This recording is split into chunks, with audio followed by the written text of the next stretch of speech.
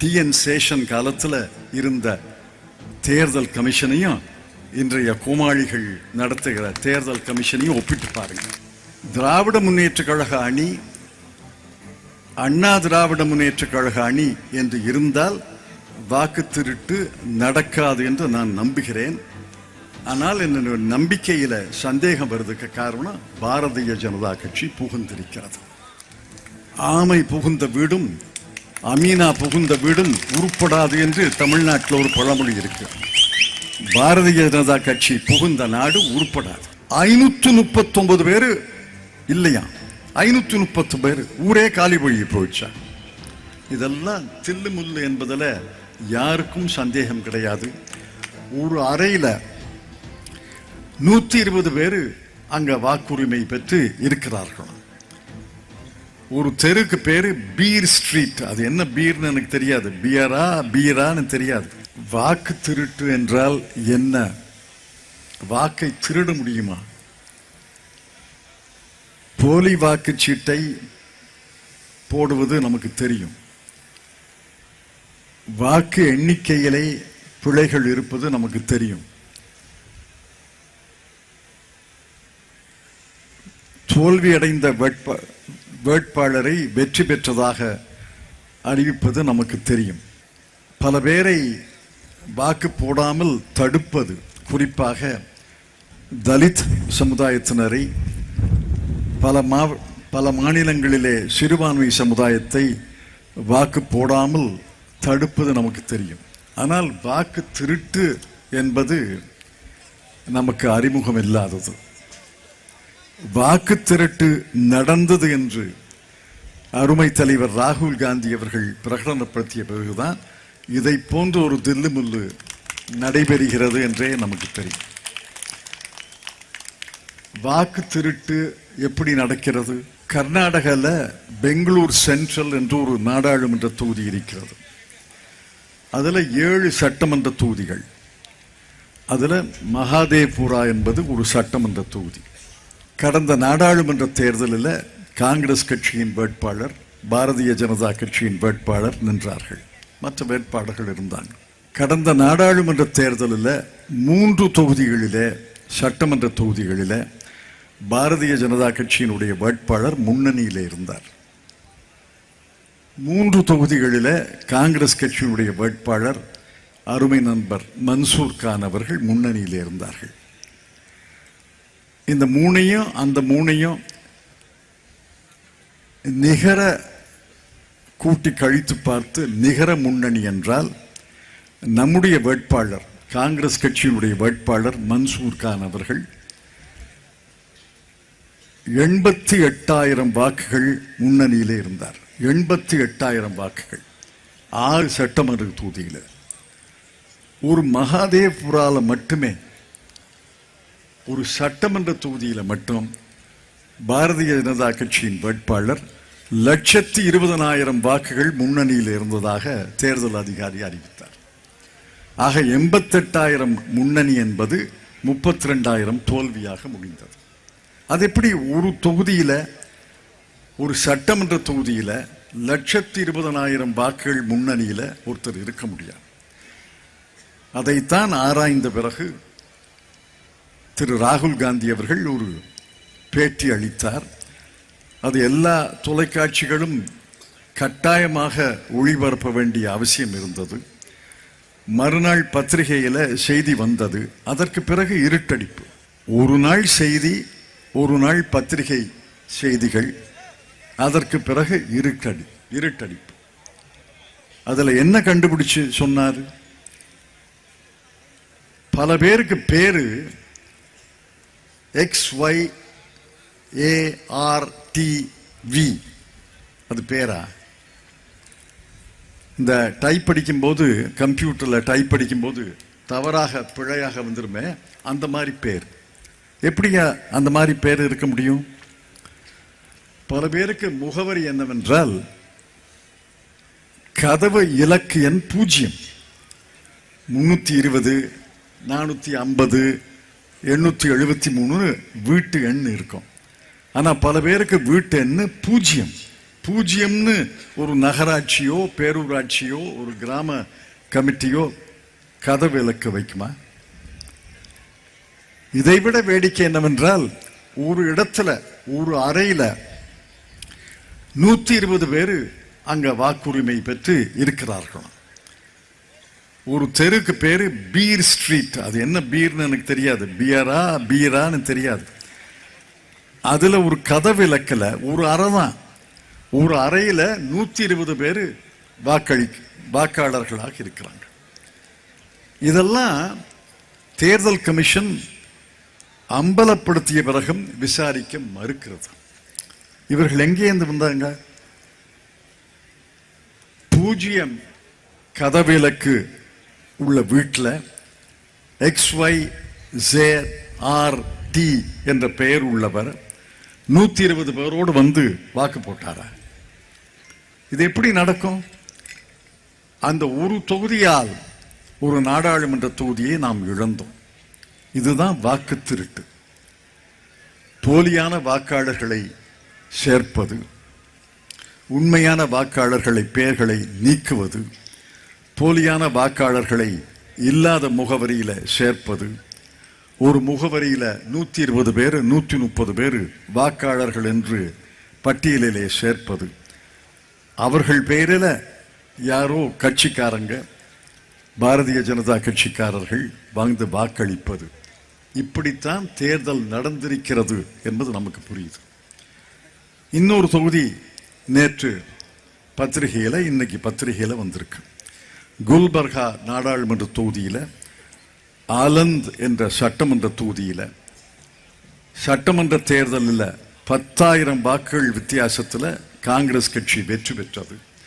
அதே நாடாளுமன்ற தேர்தலில் 12,000 வாக்குகள் வித்தியாசத்தில் அந்த தொகுதியில் தோற்கடிக்கப்படுறோம்.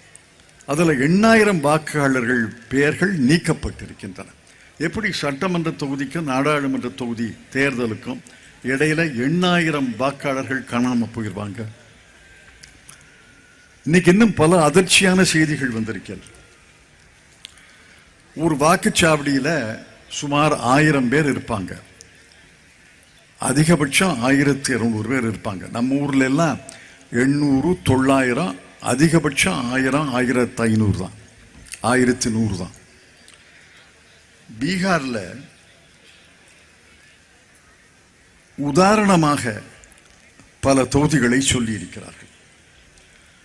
ஒரு தொகுதி 58 பேர் இறந்ததாக அங்க நீக்கி இருக்காங்க.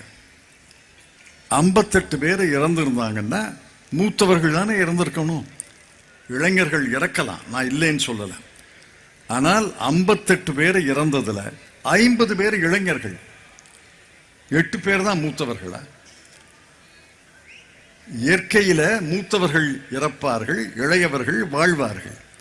58 பேர்ல 40 பேர் முதியவர்கள், 10 பேர் இளைஞர்கள்னா ஏத்துக்கலாம். 58 பேர் இறந்ததாக நீக்கப்பட்டிருக்கிறார்கள். அதுல 50 பேர் இளையவர்கள். செயின்ட் தெரசா வாக்குச்சாவடியில 70 பேர் இறந்திருக்கிறார்கள், 59 பேர் இளைஞர்கள். மதராசா பிஷான்பூர் என்ற வாக்குச்சாவடியில 61 பேர் இறந்திருக்கிறார்கள், 48 பேர் இளைஞர்கள். இது எப்படி நடக்கும்? இது இயற்கைக்கு நேர் விரோதமானது. மூத்தவர்கள் இறப்பது, இளையவர்கள் வாழ்வது இயற்கை. ஆனா இந்த தொகுதியில மட்டும், இந்த வாக்குச்சாவடிகளில மட்டும் இளையவர்கள் இறக்கிறார்கள், மூத்தவர்கள் இறக்கல. சரி, இன்னொரு உதாரணம், பல பேரை நீக்கி இருக்காங்க. கோபால்கஞ்ச் என்ற ஒரு வாக்குச்சாவடியில 641 பேரை நீக்கி இருக்காங்க. ஒரு தொகுதியில, ஒரு வாக்குச்சாவடியில 1000, 1100 வாக்காளர்கள் இருக்கிற இடத்துல 641 பேரை நீக்கி இருக்காங்க. அது எப்படி 640 பேரை நீக்க முடியும்? 10, 15, 20, 25 நீக்கினா புரியும். 641 பேரை நீக்கி இருக்கிறாங்க. அதுல 591 பேர் குடிபெயர்ந்துட்டாங்களாம். எங்க போனாங்க? குடிபெயர்ந்துட்டாங்களாம். ஒரு வாக்குச்சாவடியில 600 பேரா குடிபெயர்வாங்க.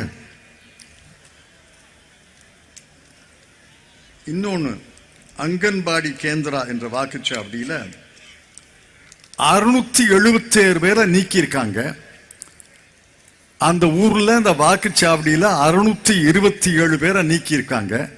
அந்த 627 பேரும் குடிபெயர்ந்துட்டாங்களாம். அது எப்படி 627 பேரும் குடியேற முடியும்? அந்த ஊரே காலி பண்ணிட்டு போயிட்டாங்களா? எப்படி நடக்கும் இதெல்லாம்?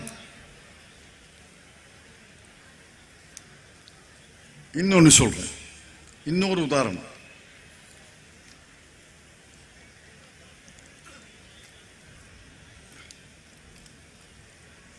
ஆப்சென்ட், அதாவது அவர்கள் பேர் வாக்காளர் பட்டியலில் இருக்கு, ஆனா நீக்கிறதுக்கு முன்னாடி அதை விசாரிச்சாங்களாம். விசாரிச்சா அந்த முகவரியில இல்லையா அப்படின்னு ஒரு கதை பீகார் தேர்தல் கமிஷன் சொல்கிறது. அதுல கமலா ராய் மகா வித்யாலயா என்ற வாக்குச்சாவடியில 457 பேர் வீட்டில் இல்லையா. அது எப்படி ஒரு வாக்குச்சாவடியில 457 பேர் வீட்டில் இல்லாம இருக்கலாம்? 10 பேர் இருந்தா 15 பேர் இருந்தா எனக்கு புரியுது. 457 பேர். மத்திய வித்யாலயா வாக்குச்சாவடியில 351 பேர்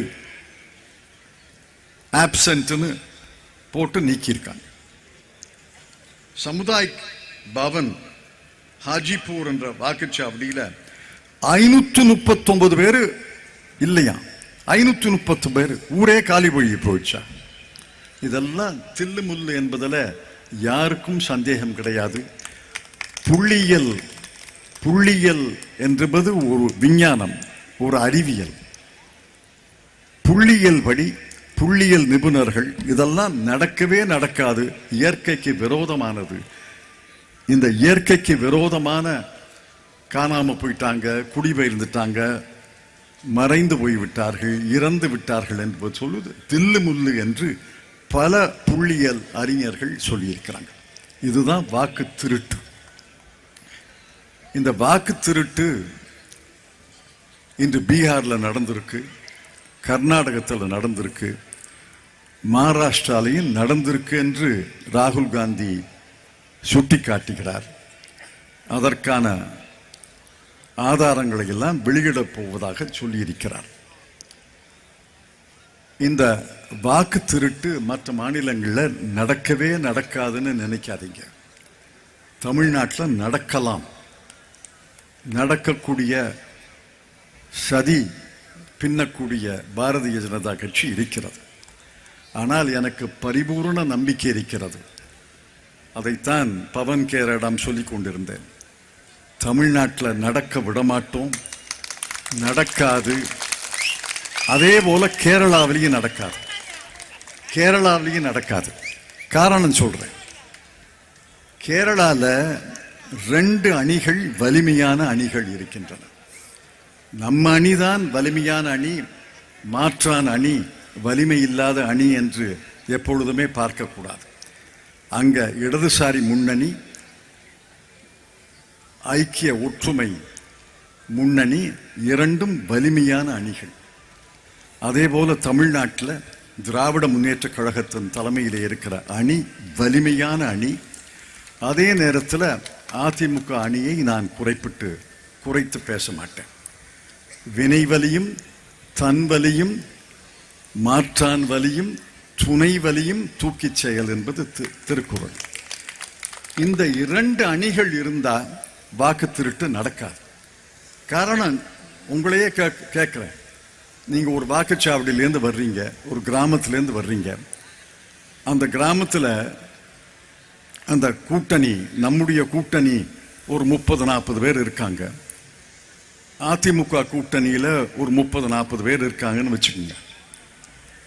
இந்த 30 பேர், அந்த 30 பேர், இந்த 60 பேரை மீறி ஒரு ஆள் கிராமத்துக்குள்ளேயே நுழைய முடியாது. இன்னைக்கு தமிழ்நாட்டில் வேற்றாள் வந்தா 10 நிமிஷத்துல பரவிடும். நீ யாரு, எங்கேருந்து வந்த, எதுக்கா வேலைன்னு கேட்பாங்களா இல்லையா? ஒரு ஆள் காணாம போயிட்டா அவரை 10 நாள காணமே அப்படிங்கிற செய்தி தீ போல பரவிடும். அதுக்கு காரணம் இங்கே கட்டுக்கோப்பான 2 அரசியல் அணிகள் இருக்கின்றன. ஆனால் திராவிட முன்னேற்ற கழக அணி, அண்ணா திராவிட முன்னேற்ற கழக அணி என்று இருந்தால் வாக்கு திருட்டு நடக்காது என்று நான் நம்புகிறேன். ஆனால் என்னுடைய நம்பிக்கையில சந்தேகம் வருவதற்கு காரணம் பாரதிய ஜனதா கட்சி புகுந்திருக்கிறது. ஆமை புகுந்த வீடும் அமீனா புகுந்த வீடும் உருப்படாது என்று தமிழ்நாட்டில் ஒரு பழமொழி இருக்கு. பாரதிய ஜனதா கட்சி புகுந்த நாடு உருப்படாது. பாரதிய ஜனதா கட்சியோடு இன்று அதிமுக கூட்டணி வைத்திருப்பதால் வாக்கு திருட்டு நடக்கக்கூடிய சூழ்நிலை தமிழ்நாட்டில் உருவாகி இருக்கிறது. உங்களை எல்லாம் நான் அன்போடு கேட்டுக்கொள்கிறேன், விழிப்போடு இருங்கள். தலைவர் அவர்கள் சொன்னதைப் போல வாக்காளர் பட்டியல் உங்க கையில் இருக்கணும். இன்று முதல் மே மாதம் வரை வாக்காளர் பட்டியல் ஒவ்வொரு வாக்குச்சாவடியிலையும் ஒவ்வொரு பூத் சாவடியிலையும் இருக்கணும். ஒரு ஆள் பேரை நீக்க விடாதீங்க, ஒரு ஆள் பேரை சேர்க்க விடாதீங்க. யாரையாவது சேர்க்கணும்னா தீர விசாரித்து தான் சேர்க்க அனுமதிக்கணும். யாரையாவது நீக்கணும்னா தீர விசாரித்து தான் நீக்கணும். இல்லை என்றால் பீகாரில் நடந்ததைப் போல, மகாராஷ்டிராவில் நடந்ததைப் போல, கர்நாடகத்திலே நடந்ததைப் போல தமிழ்நாட்டிலே நடப்பதற்கு வாய்ப்பு இருக்கிறது. அதற்கு காரணம் பாரதிய ஜனதா கட்சி அரசு, பாரதிய ஜனதா கட்சி தேர்தல் கமிஷன் அவர்கள் கைப்பாவையாக செயல்படுகிறது. டிஎன் சேஷன் காலத்தில் இருந்த தேர்தல் கமிஷனையும் இன்றைய கோமாளிகள் நடத்துகிற தேர்தல் கமிஷனையும் ஒப்பிட்டு பாருங்க. தேர்தல் கமிஷனுக்கு உயிரூட்டியது நம்முடைய தமிழ்நாட்டை சார்ந்த டிஎன் சேஷன் அவர்கள். தேர்தல் கமிஷனை உயிர் இழக்க வைத்தது, தேர்தல் கமிஷனை செயல்படாமல் முடக்கியது பாரதிய ஜனதா கட்சி. விழிப்போடு இருந்து வாக்கு திருட்டு தமிழ்நாட்டிலே நடக்கவே விடமாட்டோம், நடக்கவே அனுமதிக்க மாட்டோம். நாங்கள் விழிப்போடு இருப்போம். ஒரு தவறான பெயரை சேர்க்க விட மாட்டோம், ஒரு சரியான பெயரை நீக்க விட மாட்டோம் என்று உறுதி எடுத்துக்கொள்ள வேண்டும் என்பதற்கு தான் இந்த மாநாடு. இந்த மாநாட்டில் வாக்கு திருட்டை தடுப்போம் என்ற உறுதிமொழி எடுத்திருக்கிறோம். இன்னும் 8 மாதங்கள் விழிப்போடு இருந்து வாக்கு திருட்டை தடுத்து நியாயமான தேர்தல் நடப்பதற்கு நாம் உறுதுணையாக இருக்க வேண்டும் என்று உங்களை எல்லாம் அன்போடு கேட்டு நன்றி தெரிவித்து விடைபெற்றுக் கொள்கிறேன். வணக்கம்.